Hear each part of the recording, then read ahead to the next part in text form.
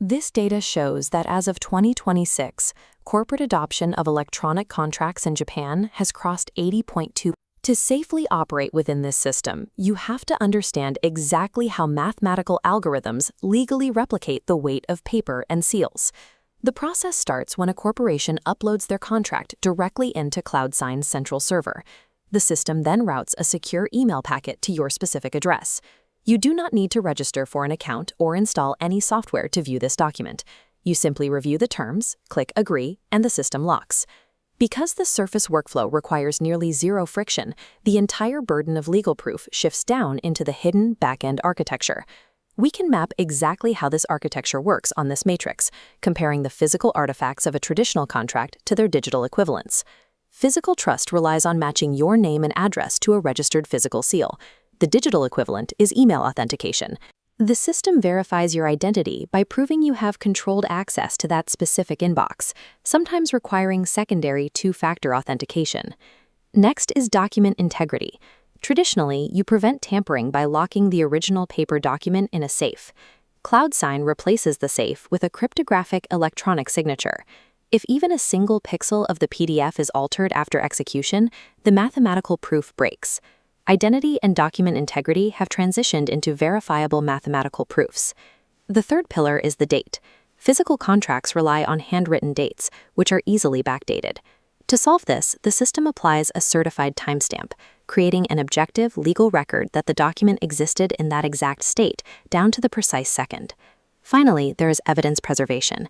Storing paper files requires massive amounts of physical space and leaves the documents vulnerable to fire, loss, or theft. The digital architecture resolves this by instantly delivering the executed PDF to both parties, backed by a permanent audit log stored securely in the cloud. By replacing unreliable human artifacts with strict cryptographic protocols, the digital contract achieves a superior standard of objective truth. Superior cryptography is only part of the story. Economics drove the speed of this transition. For decades, Japanese businesses have been legally required to pay a stamp duty, or inchise, on their physical contractual documents.